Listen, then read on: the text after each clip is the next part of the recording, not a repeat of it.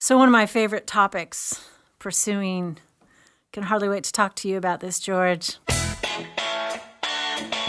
Hey, you're listening to Foreplay Radio for Couples and Sex Therapy with your hosts, myself, Laurie Watson, sex therapist, and George Fowler, expert couples therapist. George and I are counselors, educators, authors, researchers, contributors, and leaders in our field with a collective 50 years of experience working with couples and sex therapy. We're grounded in the best and most scientific research from attachment theory with our emphasis on emotionally focused therapy.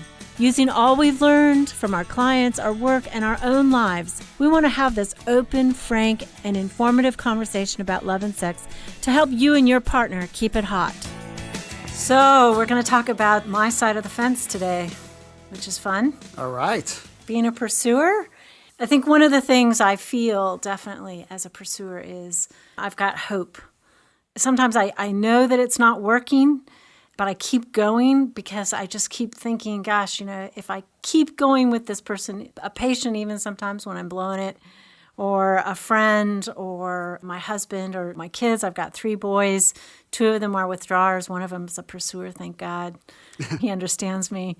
But, I can keep going, right? But the hope is that they'll finally hear it. I'll say it every which way. Right. I remember when my kids were in school and they'd come to me and they'd say, I got a D. And I just had this routine, right, to go through, like, I'd study, they'd say. What would you have happened if you'd studied an hour a day more? Sure. No, I'd have still gotten maybe just to see what would have happened if you'd studied just 2 hours. I'd just drive it home, this pursuing part that just would go for it and go for it and go for it until I got this reluctant, you're right. I love as you're talking to me now, your hands are kind of whacking into each other. It just shows that energy, right? That image I come up with. If you take a pursuer and you put the pursuer on a desert island and you put a withdrawer on a separate desert island, it's the same desert islands. I'm going to get eaten by the shark. Right? I'm going to swim over. You're going to try to swim. Well, you don't even know where your other partner is. But again, how does a pursuer experience that island? It's distress. It's yelling. It's screaming. SOS. It's hell. It's hell, throwing rocks, building fires. I mean, that energy is mobilizing. Yeah. Right? You withdraw, you put them on a desert island, and they're like, I don't want to live here, but it's relaxing. It's calm. It's a very different reality. They're going to watch the waves for a little bit. Watch the waves, count the stars. Meditate. Right. Yeah. Well, I want to zoom out for a second because I don't want to oversimplify it. I've never met a pursuer who at times doesn't withdraw. I've never met a withdrawer who doesn't sometimes pursue. Some of us are in more of one category than the other, but it's really important to get both of these worlds equally well. Right. My husband says, yeah, you're a pursuer, and you always complain about having to initiate and all this stuff until you get a pursuing girlfriend. And then you're totally a withdrawer. That's a great... He's a wise man, your husband. I know. I have this one girlfriend who, whenever we go for walks, and we do it fairly frequently, she gets out her calendar at the end of the walk and says, okay, when are we going to walk again? And I just feel this suffocation. I love her. I love talking to her. But I feel this suffocation, like, don't nail me down. I'm so busy. I mean, I do have that sense of withdrawing inside, too. Yeah, I think growing up in my family, I had 7 siblings, and my parents, some of them, Irish my Catholic. dad, my mom I withdrew from, my dad I pursued, some brothers I pursued. So again, it depends on the relationship. Our moves might change, right? But just to be able to get the gist of what it's like for both, what it feels like to be suffocated and wanting to get away from the relationship. But today we're really trying to understand what is it like when you want more and you can't get it. Yeah, exactly. Let's talk about the world of a pursuer. As a reformed withdrawer, I've spent thousands and thousands of hours walking in the shoes of pursuers. So I feel like I finally get it. You do talk about us pretty well, I think. Well, thank you. So I think the main thing starting off too is appreciating the value of this pushing energy. Yeah. Pursuers tend to be the ones who want to initiate, repair, talk. They have more words. They can express their feelings. This is good stuff. Mm-hmm. If it's a therapist, I give a homework assignment, read George's Sacred Stress, Chapter 1. Mm-hmm. They read the whole book. Of course they right? do. They highlight key sections. And they're the ones asking for homework, right? Exactly. Tell me what to do. They work so hard. They do. And that's a great, great benefit to the relationship. So we want to start off with connecting with what's it like to work so hard and then get so little of the fruits for that work. Right. It's crazy. That's often It's a word crazy. pursuers will use. They feel crazy. Like they're doing all this work to be appreciated. They want their partner to say, hey, I'm pretty lucky to have you. And yet what they keep seeing is their partner walking away from them. It's hard to make sense of kind of what you're trying to get, and you're getting precisely the opposite. It is so backwards. That's a great word, backwards. Because the harder they go for it, Yep. the further away their partner goes. I think about it like South Pole magnets on a rod. One partner comes forward and it just bounces the other partner back. And it's hard to understand. They're full of love. They're full of wanting to be close. They want to have study breaks together. What the heck is happening? Well, again, I think what they don't recognize, I want to meet them in this place where it feels unfair, that they're trying so hard and they're so creative, but they often don't see how good they are at pushing. So they might ask, so true. They might push.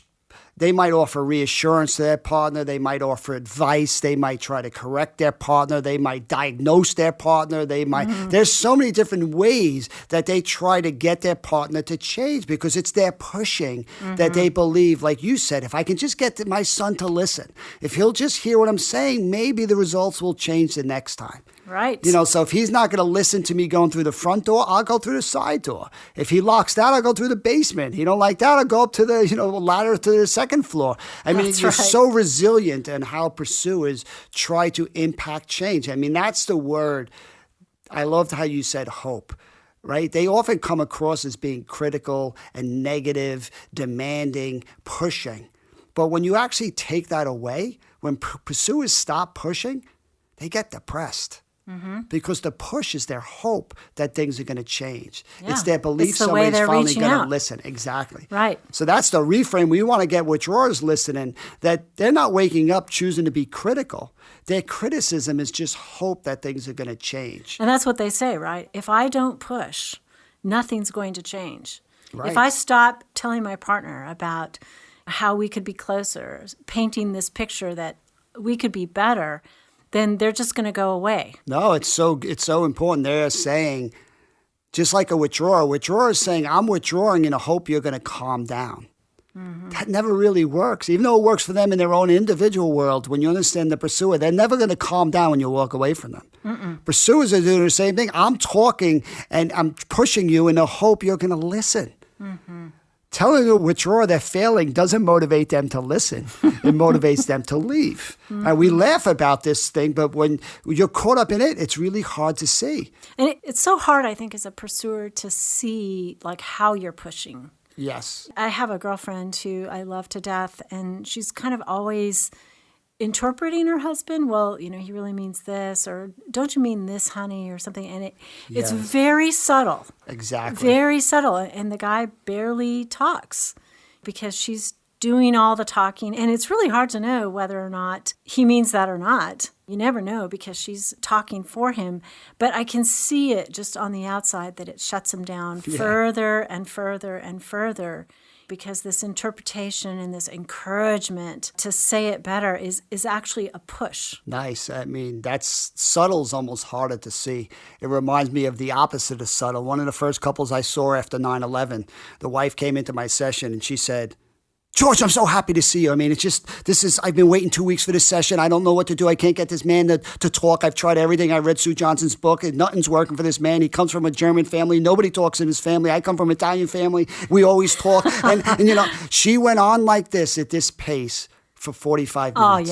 Oh, yeah. Right? And her complaint is he doesn't talk. Right. I'm sitting back saying, how could this poor guy talk? You never shut up. Right? I mean, at that end, Can't she get didn't a even word take a in breath. edgewise. She must have been an Olympic athlete. But I mean, again, it drove home to me the importance of that energy, because what would happen, here's the key.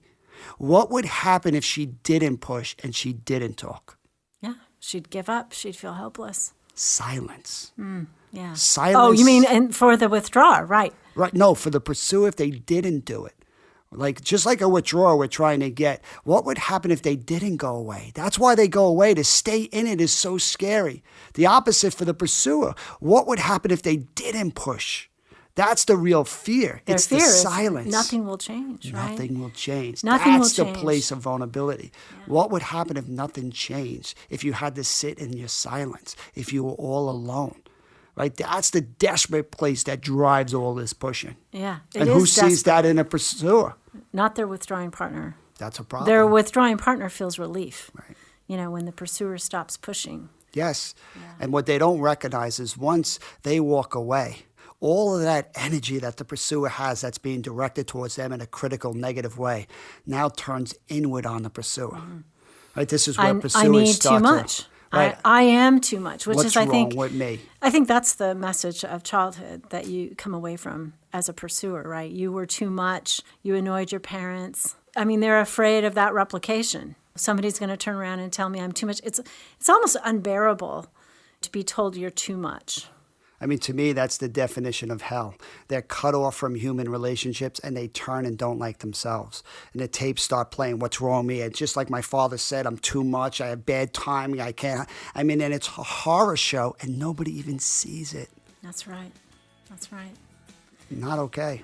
Not okay. Let's come back and see it. All right.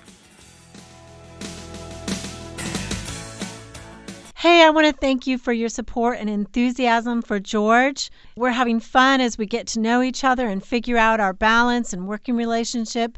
And we have an opportunity for you if you have sexual difficulties or if you're a therapist and you want to refer a patient.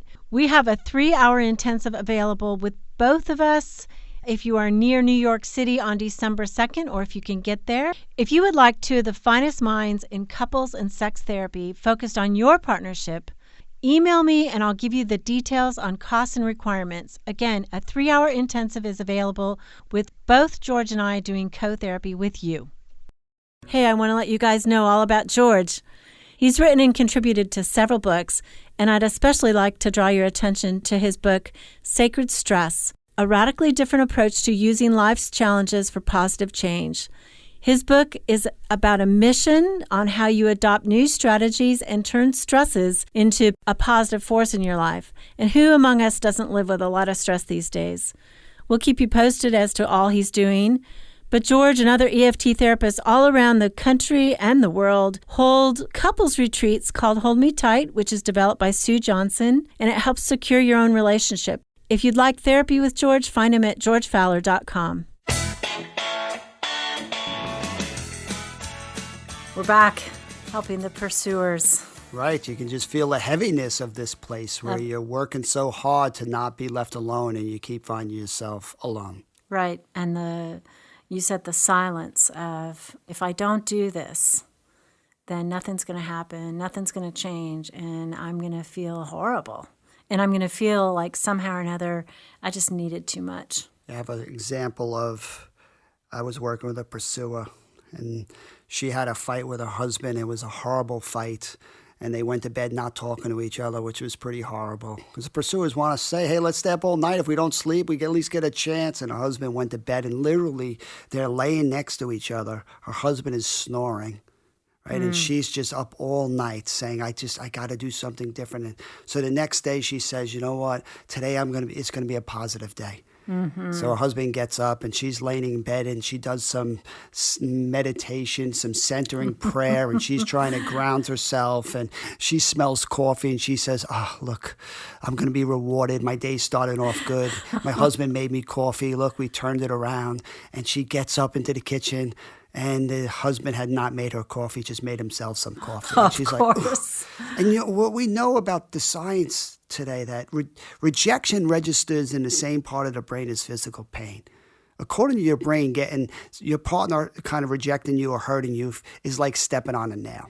So that's like a little punch to the brain when she looks for coffee and hopes for it and doesn't get it. Yeah. Right. And he hasn't done anything different other than just getting up and making coffee. He don't know this is going on. Yeah, he has no idea this whole fantasy is in her head of what would it be like? So she makes her own coffee. Then she goes into the refrigerator to get milk. Husband finished all the milk. There's no milk. So she's like, all right, I'm just not going to let this stuff rattle me. Right. So then she goes to put a coffee cup in the sink, and there's his cup sitting like 2 feet away from the sink. Which he didn't put into the dishwasher. Now who's got to put it into the dishwasher? Right, of course. Right. So you can just feel these constant little things that just keep mounting. She goes into the bathroom. He's just walking out. He says, good morning, dear, and walks past her. Mm-hmm. She goes to jump in the shower. He had used all the hot water, so now she's in a freezing cold shower. Sure. So she's like sitting in that shower praying, please don't let the negativity get me.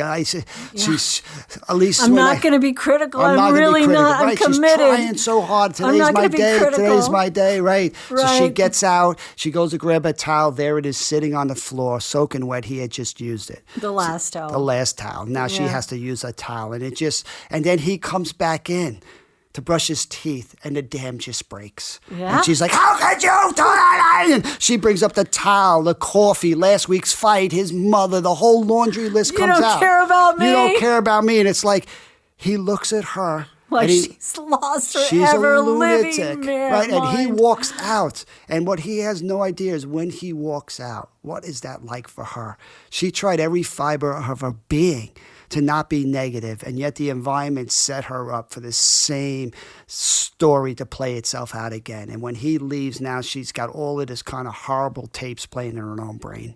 Yeah. I mean, it's complete abandonment. He didn't even listen to the huge anger that came his way. He's just like, she's hopeless, right? Yeah. She is too much. She is too much. Right, I just got to get away from her. So we get his moves, but this week we're really trying to understand the good reasons why she's in such distress. That when she needs somebody to come closer to help her make sense of this world, they constantly leave her alone. Yeah. It's, we know what happens. You leave a baby alone that's flooded and dysregulated and crying, they're not going to do well. No. Right, but somehow we start to blame pursuers because they're anxious. Right, they're going to disintegrate. I mean, babies disintegrate essentially emotionally if they're left alone. And I think that's what happens to a pursuer. They dysregulate, they get worse. It takes days sometimes to get regulated again. They do the only adaptive thing they can do is they channel that anxiety and they try to influence the outcome so people don't keep sending them into this place. Mm-hmm. And then they get blamed because they're anxious. How could they not be anxious? Mm-hmm. And they start to believe there's something wrong with them because they're anxious when they were just set up from the get-go. Right. So again, I'm trying to give that message to pursuers that it's okay to be anxious. That's a normal byproduct of all these misses. Yeah. That if we can kind of increase the levels of success with them, then they can be very different people. Right. It's okay to feel anxious and to feel like you're going a little crazy when your partner walks off after they've used the last towel, the last drop of milk, didn't make you a cup of coffee. I mean, those seem petty, but I think in the world of the pursuer, all of those petty things add up. Cumulative. It's cumulative, exactly. Over time, we just saw one little snippet of a morning. But this has been going on for 12 years. Yep. It's all up to them to do the housekeeping, pick up the dry cleaning, plan the menu, pick up the kids, whatever. There's lots of things that they're left in. And this tiny little morning is just an example. They feel alone. We look at the rejections as those moments when their partner walks away. But what we don't often understand with a pursuer is how many hundreds of other rejections. Like every time they hope their partner's going to initiate a conversation and they don't. Then eventually the pursuer has to bring it up. Wait. Say it again, George. Just say that again. I love that. I'm always thinking about there's the pre-fight, there's the fight, and then there's the post-fight. Uh-huh. We keep focusing on the fight, and that's where the pursuer gets rejected. No, they're rejected throughout the whole process. Before the fight happens, the pursuer's sitting back saying, it would really be nice if this time I withdraw and initiated a conversation. Why can't they just come home one time and say, let's talk about us. Let's talk about our relationship. They can learn how to do that. My favorite example of yours is when you say, when the partner looks at their phone, hoping for a response from their withdrawing partner, every time they look at their phone, they feel rejected. Right. And then finally, when they can take it no more, they have to initiate the repair process to have a conversation. Exactly. And most of the time, it's not good timing for the withdrawal. Right? They want to Bad say, timing. maybe we could do this another time when, blah, blah, blah.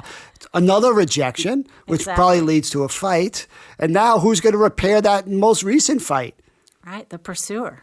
That's a lot of responsibility. It is. We know on a physiological level, when you have that much responsibility, and your body's going to get stuck on higher levels of anxiety. The baseline for pursuers, they have more anxiety in their nervous system because they constantly have this rejection.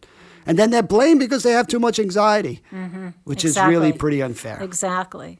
I know my husband's favorite thing to say to me is in a fight, but you're always anxious. It's like, I've stricken that word from my vocabulary. I never tell him anymore I'm anxious. Well, that's the stuck place for a pursuer is, where would you rather be? Feeling kind of strong, trying to fix your partner, trying to motivate change? Or would you rather go to that more vulnerable place where you're left alone and you feel like less than and insecure, right? It feels so counterintuitive to go to the needy place because then your fears might get confirmed. Why show these parts of myself? I'll just keep being strong and trying to change my partner. But what they don't recognize is every time they try to change their partner, the partner goes further away. That place inside of them grows, right? And what pursuers deserve, I mean, the good news, if we know the fear, which is to be rejected, the opposite of that is what? Accepted. It's to be wanted. Of course. Right? So we're trying to get pursuers to go to these softer places, because their pushing is really a plea for help. The withdrawer just doesn't hear that. Okay, but help me, because yes, of course they want to be accepted, but they can't accomplish that on their own. Right. So what do we tell the pursuer? How do we comfort them in this process while they're growing together and learning how to do this differently with their partner when nothing seems to work?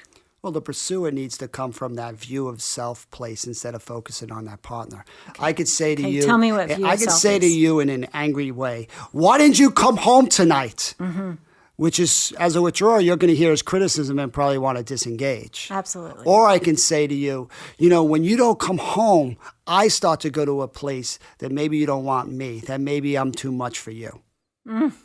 Right? Even as you say that, it just goes through me. Like, it's so vulnerable to talk about need and fear and to talk about your anxiety at such a deeper level. Right. But don't you think in some ways people in the beginning, they're not regulated. Yeah. The withdrawer it's going to be hard to hear that. They're going to still be familiar with the criticalness of their partner.